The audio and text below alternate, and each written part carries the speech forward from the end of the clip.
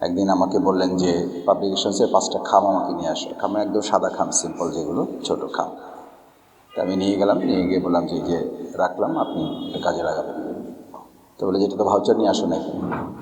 আমি বললাম 5টা খামে ভাউচার কী করবো, যেটার দাম কত? আমি বললাম ওটা 2 টাকা করে 10 টাকা হবে, সেটা একটা ভাউচার করে নিয়ে আসো। মানে উনিও প্রতিষ্ঠানের চেয়ারম্যান, ওই 5টা খামই কিনেছেন, 10 টাকা আমাকে দিয়েছেন এবং বললেন যে সামনের দিকে এটা মেনটেন করবা। তুমি শিবিরের কেন্দ্রীয় সভাপতি ছিল, খুব শক্ত করে, কোনো এর মধ্যে কোনো মায়াও ছিল না, কোনো স্নেহও ছিল না, অথচ উনি খুব স্নেহ করতেন। খুব শক্ত করে বললেন, তুমি তো শিবিরের কেন্দ্রীয় সভাপতি ছিল, তোমাকে তো খুব আস্থা এবং বিশ্বাস করে আমরা এখানে বসাইছি। তুমি যদি আমাকে 5টা খাম এভাবে দিয়ে দিতে পারো, তাহলে আমি মনে করব যে এরকম আরও অনেক জায়গায় তুমি দিয়ে দিতে পারবা। আমি শুধু একটা কথা বলে শেষ করি। আলী হাসান মোহাম্মদ মুজাহিদের শহীদ, ওনার সাথে সাংগঠনিকভাবে যতটুকু সময় দেওয়ার সুযোগ আল্লাহ দিয়েছেন, আলহামদুলিল্লাহ। পেশাগতভাবে বাংলাদেশ পাবলিকেশনস লিমিটেডের উনি চেয়ারম্যান ছিলেন। আমাকে সাংগঠনিকভাবে পেশাগত দায়িত্ব হিসাবে প্রজেক্ট ডাইরেক্টরের দায়িত্ব দেওয়ার কারণে সৌভাগ্য হয়েছিল যে ওনার সাথে একটা দীর্ঘ সময় খুব কাছে থেকে পেশাগত দায়িত্ব পালন করার। একদিন আমাকে বললেন যে পাবলিকেশনসের 5টা খাম আমাকে নিয়ে আসো। খাম একদম সাদা খাম, সিম্পল, যেগুলো ছোট খাম। তা আমি নিয়ে গেলাম, নিয়ে গিয়ে বললাম যে রাখলাম, আপনি এটা কাজে লাগাবেন। তো বলে যেটা তো ভাউচার নিয়ে আসো নাকি। আমি বললাম 5টা খামে ভাউচার কী করবো, যেটার দাম কত? আমি বললাম ওটা 2 টাকা করে 10 টাকা হবে, সেটা একটা ভাউচার করে নিয়ে আসো।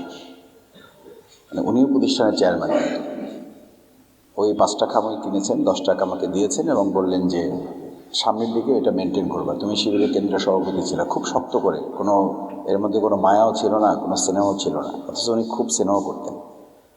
খুব শক্ত করে বললেন, তুমি তো শিবিরের কেন্দ্রীয় সভাপতি ছিল, তোমাকে তো খুব আস্থা এবং বিশ্বাস করে আমরা এখানে বসাইছি।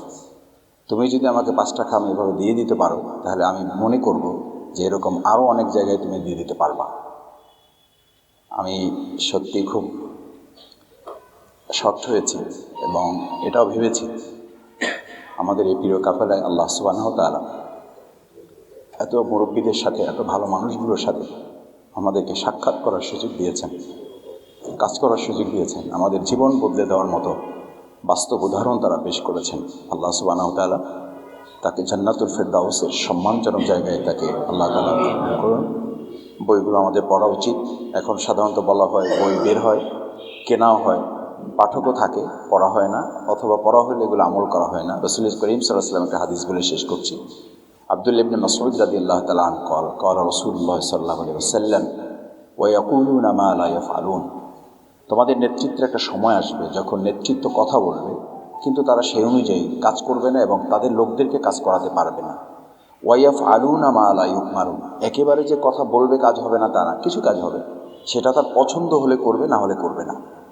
অর্থাৎ নেতৃত্বের জায়গাটা এবং আনুগত্যের জায়গাটা পছন্দের ভিত্তিতে তৈরি হবে। আল্লাহ সুবহানাহু ওয়া তাআলা আমাদেরকে আল্লাহ তাআলা প্রদত্ত বিধানের আলোকে নিজেদের জীবন এবং আমাদের আনুগত্যের জায়গাটা যেন যেভাবে আল্লাহ রাসূল সাল্লাল্লাহু আলাইহি ওয়াসাল্লাম দোয়া শিখিয়েছেন, ইয়া মুকাল্লিবাল কুলুব সাব্বিত কলবি আলা দীনিক, ইয়া মুসাররিফাল কুলুব সাররিফ কুলুবানা আলা তাআতিক। আমরা যেন নেতৃত্বের জায়গায় যারা আছেন তাদের আনুগত্যের মাধ্যমে আমরা আমাদের আল্লাহর সন্তুষ্টি অর্জনের যে বিধান আল্লাহ তৈরি করেছেন সূরা ইনশিকাকে, ইন্নাকা কাদিহুন ইলা রাব্বিকা কাদহান ফামুলাকি, তোমাদেরকে এই আনুগত্যের চরম বিধান মানতে মানতেই আল্লাহর সাথে তোমাদেরকে সাক্ষাৎ করানো হবে। সুতরাং সেই জবাবদিহিতামূলক নেতৃত্ব এবং আনুগত্যের বিধান যাতে আমরা আমাদের বাস্তব জীবনে ইসলামী নেতৃত্বের এই স্বরূপের মাধ্যমে অর্জন করতে পারি, আল্লাহ আমাদের তৌফিক দান করুন। আসসালামু আলাইকুম ওয়া রাহমাতুল্লাহ।